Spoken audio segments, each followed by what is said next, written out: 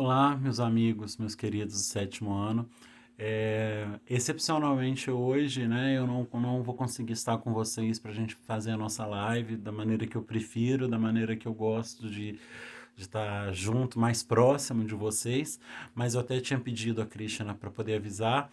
Eu tô com um problema daqui em casa, tá em obra amanhã vai ter muito barulho porque a obra vai ser num lugar muito próximo do meu quarto, né, que está construindo mais uma parte, vai quebrar a parede, aumentar uma parte, e eu vou ter que receber os pedreiros, material de construção, enfim, fica muito impossível eu fazer esse combinado com vocês amanhã. Então eu estou adiantando o que eu conversaria com vocês amanhã para hoje.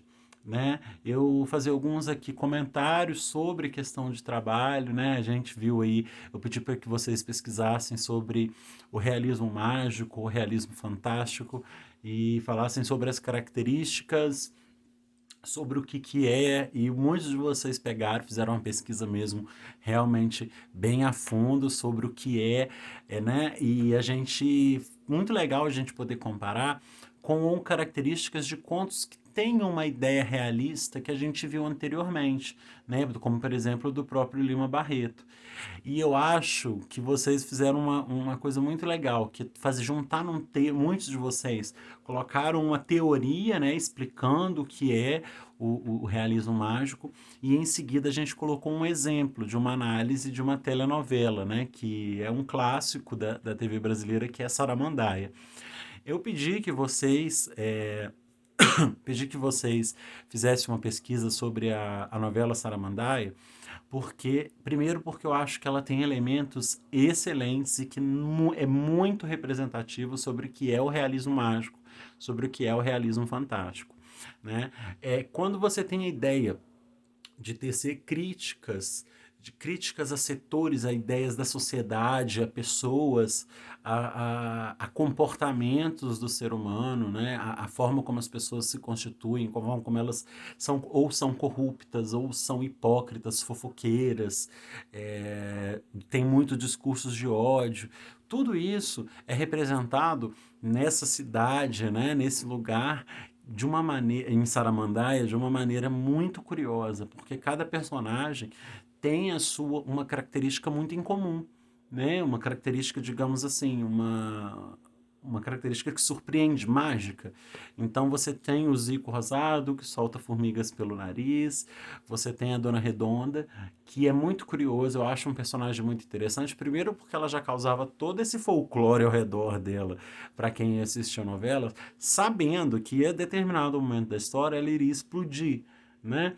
Então, mas assim, você tem todo um folclore de uma mulher que tem um vício, uma compulsão alimentar, e ao mesmo tempo em que ela consome alimento, ela também ela é toda consumida por maus sentimentos, né? Ela é uma pessoa que destila muito ódio, muito preconceito, né?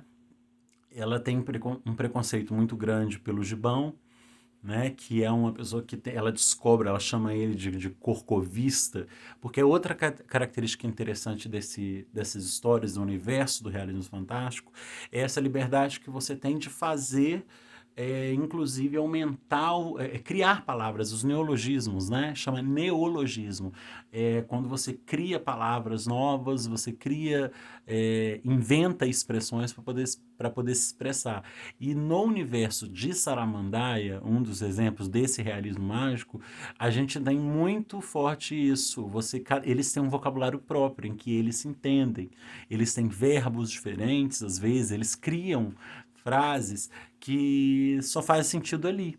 Então você tem toda uma crítica diante de como as coisas funcionam, de comportamentos comuns, e tem toda uma camada fantástica, cada um com uma característica. E o interessante é que a maior parte dessas características ali naquele universo não chama a atenção como o anormal, não passa por algo ruim, né? Elas são características que são encaradas com naturalidade, O que pra gente é o fantástico é o mágico.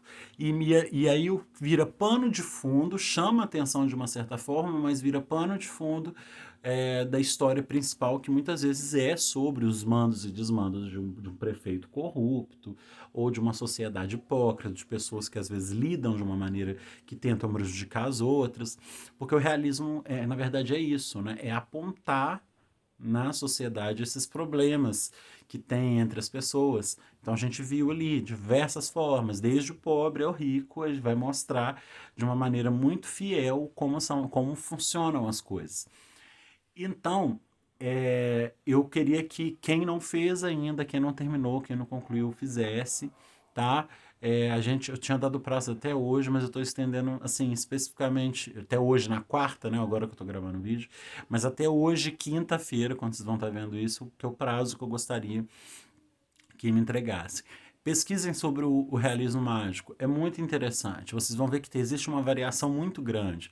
Como, por exemplo, tem muitas vezes a questão do, de animais, a questões de fábulas, né? Tem muitas vezes algumas histórias, alguns contos que vão fazer muito uma mesclagem com fábulas, que é onde você tem animais que falam, que passam uma moral da história, e muitas vezes animais podem ter comportamentos que não são tão aprováveis, não são bons comportamentos, que vão representar a falta de caráter de uma sociedade, por exemplo, mas representada através de uma figura infantil como a do animal. Então, essa é a ideia do realismo mágico, né? Que vai mostrar aí pra gente, tá bom? E é isso. Queria dizer que semana que vem a gente retorna às nossas atividades normal através da live a partir de terça-feira. É excepcionalmente nesta quinta, nessa nossa aula de literatura, que eu não vou conseguir ter sossego e disponibilidade para poder fazer essa live com vocês, tá? Mas é isso.